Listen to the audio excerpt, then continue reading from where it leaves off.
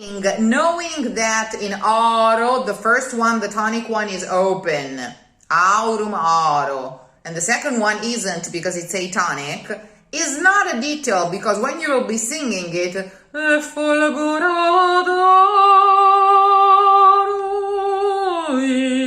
is different than doing it becomes heavier. Okay, and it gives less the movement of the phrase.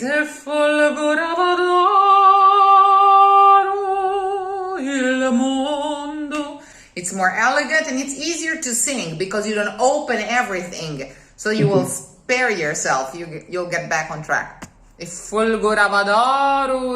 you don't have any sound expectations, you start noticing on the road stuff that you never had. Colpito qui m'avete, ovvio geloso. Meno, so, più lento. Cielo, il più puro palpitar dell'anima. Let's, sift through this. Okay. Enjoy as if it was a spa for your ears and for your chords. Enjoy the closeness and the closeness together, the similarity of those closes. Or vedrete, fanciulla, qual poema,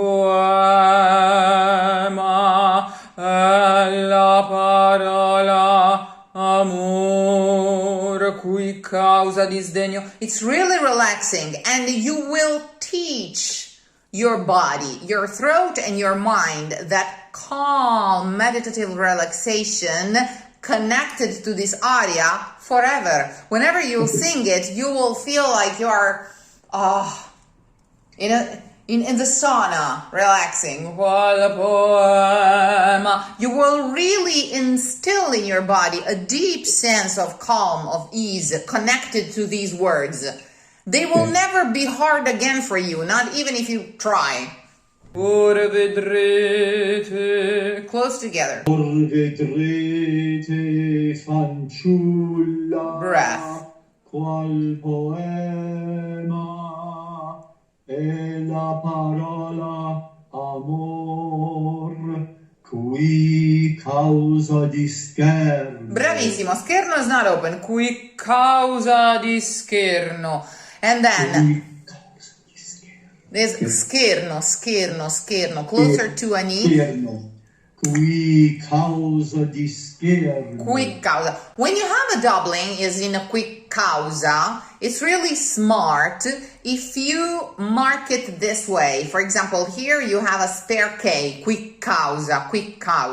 Your eye will catch it better, hence you will execute it better if you put it at the end of quick causa. Quick causa di scherno. So do mark it, possibly either with a K or with an Italian C, whatever, but put it at the end of the preceding word.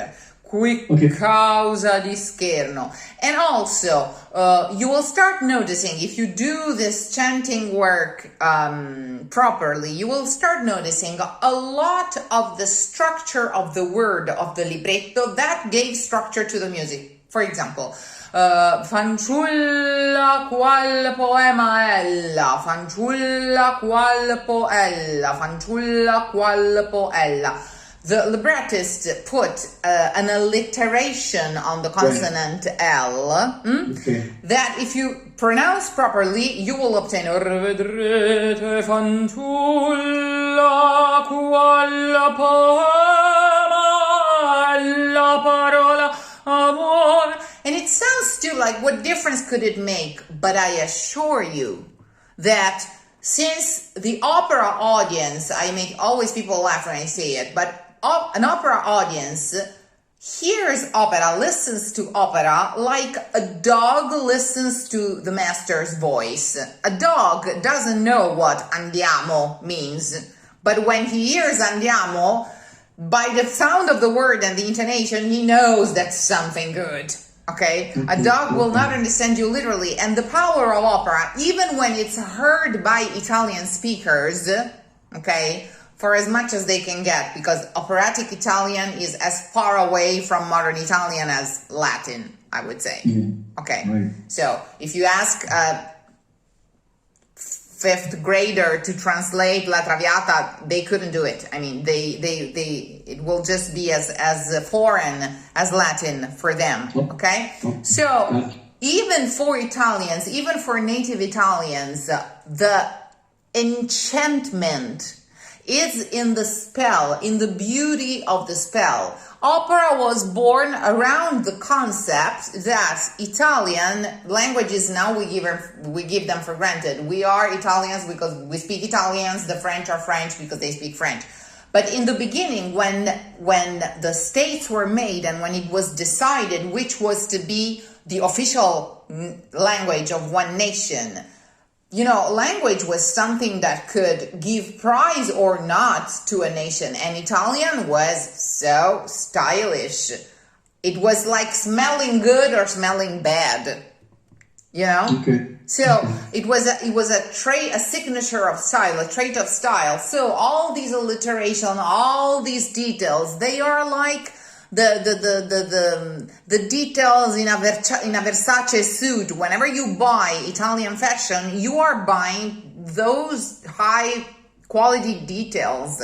You are buying that high definition, that HD quality in everything you buy. So, Qual, poema, e la parola, amor. That's why I was saying as dogs, because an audience will be more or less enchanted by a singer, the more he will recite this spell and transmit the feeling, the idea that it's literally something pleasant to have in yourself, that language, that beautiful language, that Italian. Like a gelato is better than another because it has the right temperature, the right texture. A pizza is better than another, not just because of the taste, but because of the perfection of many ingredients. And you just look at it and you can tell which one is better than the other. Okay, so an audience, be it a foreign audience or even an Italian audience, when there's high definition of all of these details, they are not conscious of the fact that they like it better and that they kind of get it better. They don't understand it, maybe, but they get it better because of the high definition of all of these details, but that's the reason why. Qual, poema, e la parola, amor. If you listen to the way Pertile used to sing this stuff, where they were sculpted, chiseled to the last detail. So this is the time to do that type of work, and it's the best vocal spa and vocal study for your throat, because when you'll be singing, you will forget about sounding good. You will just take care of all of these details, which will distract you from the sound of your voice, and you will sound like a king. Okay. As a consequence. Okay. And like an effortless king. Okay. And a refined one. Okay? So, or vedrete fanciulla qual poema e la parola amor qui causa di scherno, qui causa di scherno. Okay. Have another problem. You have the problem, which is a problem here in this very case, that you understand Italian, that Italian is very familiar for you. So when you understand Italian and when you are very familiar with the orthography, it's harder to get rid, like if it was Japanese, if someone told me to repeat a phrase in Japanese, I have no idea what Japanese is, so I will just try to parrot as much as I can whatever they tell me. Okay. Now, whenever I say for you these phrases, in spite of the fact that you can read very well Italian, that you understand Italian, try to dissociate yourself from the knee-jerk reaction that the familiarity with your orthography gives you, and just repeat till you get acquainted with the sound of the thing as if it was Chinese or Arabic or any other language that you don't have a clue of. Okay, or that I don't have a clue of. So, or vedrete. Okay. Or vedrete. Fanciulla. Fanciulla. Qual poema. Qual poema. Qual poema. qual Qual poema è la parola, è la parola, amor, amor, qui causa di scherno, qui causa di scherno, qui causa di scherno. qui causa di scherno, Qui causa di scherno. Is it sort of like a pause, a little pause before that K? It's not a pause, it's just that the spare consonant that you will add to make the raddoppiamento fonosintattico connects the two words in such a way that it's not the quick causa, it's quick causa, as if it was one word with a double consonant in the middle. Quick causa. Okay? Quick causa.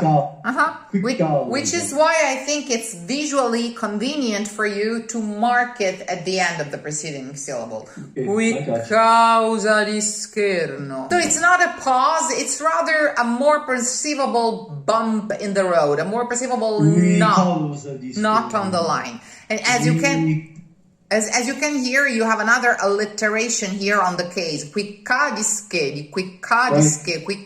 di scherno. So we have k. Qui causa di scherno. Qui causa di scherno. Esattamente. It becomes slowly like a mosaic, and hence the enchantment. It's very powerful on the ear of the listener. Something you can also do with my recordings. The first time, just listen.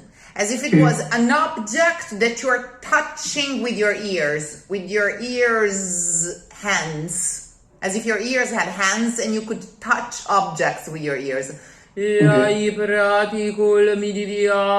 Because when you add the sight and you start reading, your relationship with the orthography and your familiarity with the language is going to go against you. So if you have a defect, if you have a habit that you want to get rid of, reading the same words the same way one more time is going to get in your way. But if you listen to it as if it was Japanese that you're trying to repeat blindly, literally blindly, first, literally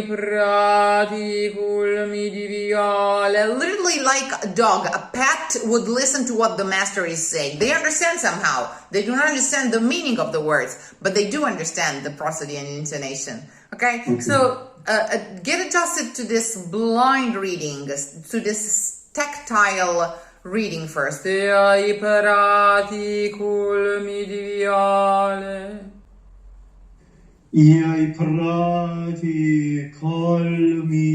what I'm saying. If you read OL, especially an American eye, all OL will immediately give as a reflex all. But in this case, it's all.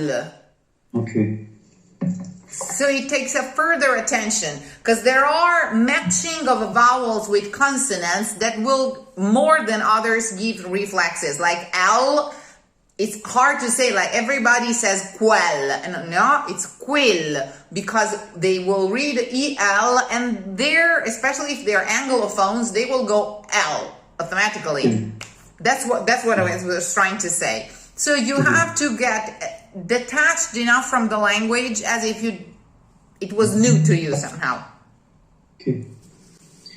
I prati colmi di viole. Can you hear how beautiful this is? How Italian it sounds? How perfect.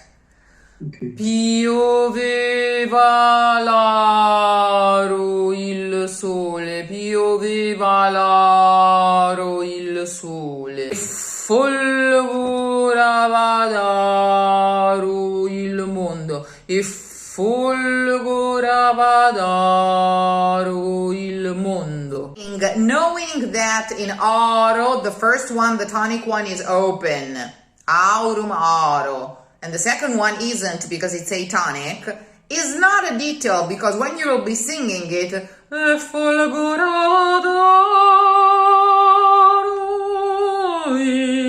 is different Okay. than doing a folgoravadara.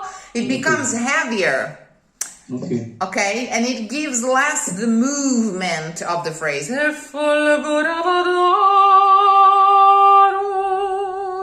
mondo. It's more elegant and it's easier to sing because you don't open everything. So you will spare yourself. You'll get back on track. You will understand that the only way to avoid wrong automatisms in singing or else in wording the way we're doing now is to think in advance.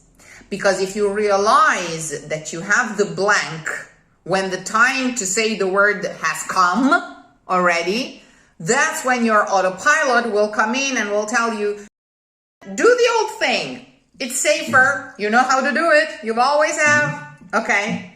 But if you are ahead enough, su dalla terra, what's next? What's next? What's next? So that depends on how ahead of yourself you can be mentally. And it's all exercise, but it's the most professional way to go. I mean, think of a concert pianist that has to memorize hours of music. Right. They cannot find out that they know what the next measure is, the measure before. Right. No, and I think the writing, like you say, will help a lot. Yeah, the handwriting, absolutely.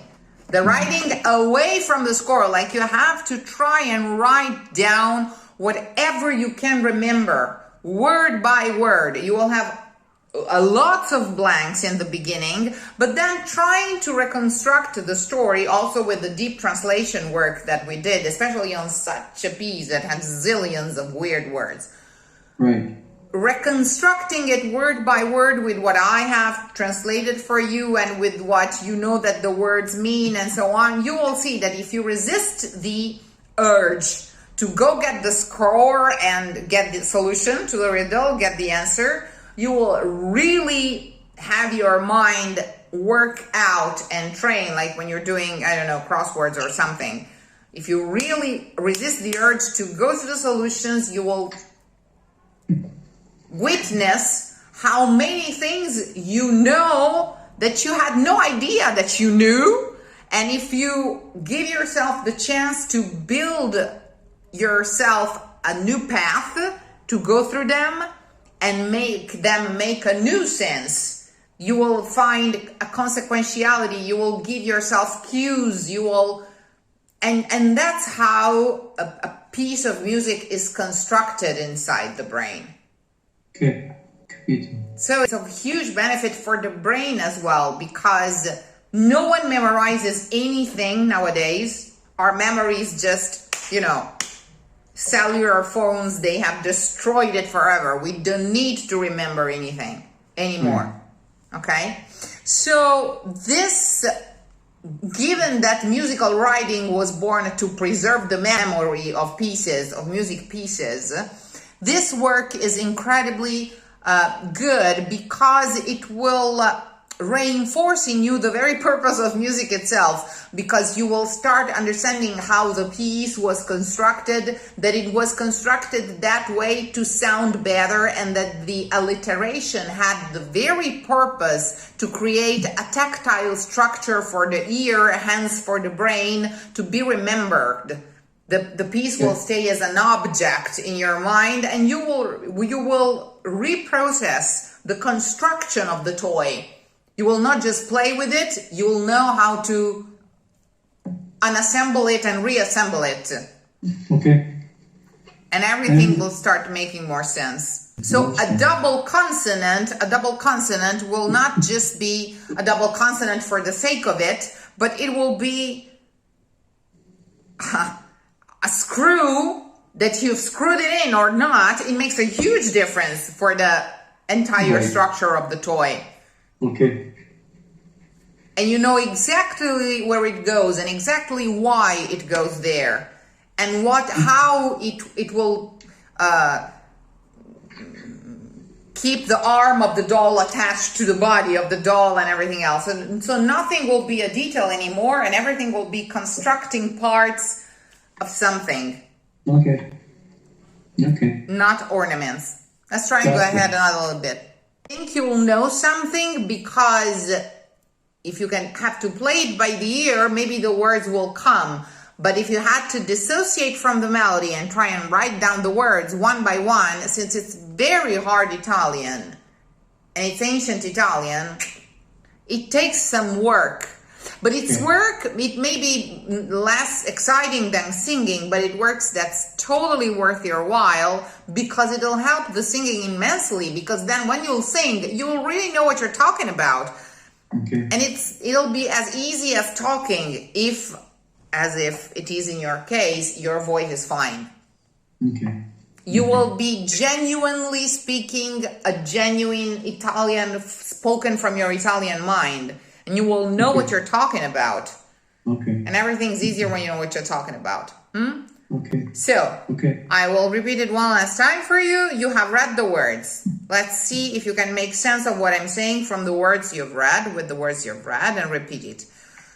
Listen carefully. Just touch the words with your ears so you can remember where you have to open, where you have to double. Su dalla terra alla mia fronte veniva. Su dalla terra un'imma. And you have just read them. Alla mia fronte. Exactly. Great. Su dalla terra un'imma. It's not unima. It's Exactly, terra. but if you look every time, you're not going to memorize it. So you have to prevent yourself from looking and focus. Instead of putting it on autopilot, you really, really have to focus harder. And focus is the switch from non-professional to professional. You have to sing with your mind.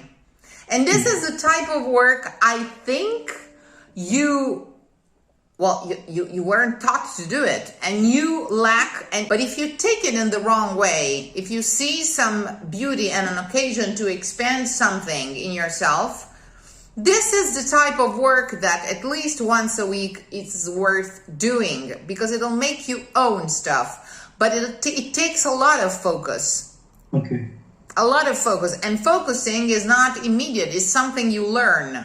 So when you at the fourth or fifth time that you see that your concentration escapes you, and you su dalla terra un immane, no, su dalla terra un immane, no shit, su dalla terra, no. I've read the words. I know what the words are. Su dalla terra, focus, consciousness, no autopilot. The autopilot will go on immane, but then I'll stop the autopilot and I will switch ways. Su dalla terra alla mia fronte, from the earth to my forehead. Su dalla terra alla mia fronte veniva una carezza. A caress came. And a world, new connection, new synapses, I'm going to say, will be made in your brain. And you will never forget about it again. Okay. And when you sing it, you'll know where to go. And when you know where to go, your voice will just do it. Okay. Okay? Okay. Su dalla terra alla mia fronte. Up from the ground to my forehead. A caress. The ground was caressing me. Su dalla terra. Stop, reflect. What could it be? Su dalla terra? Alla mia fronte. Exactly. Now you know it. But you stopped yourself, and you stopped a wrong automatism, and that's the hardest part.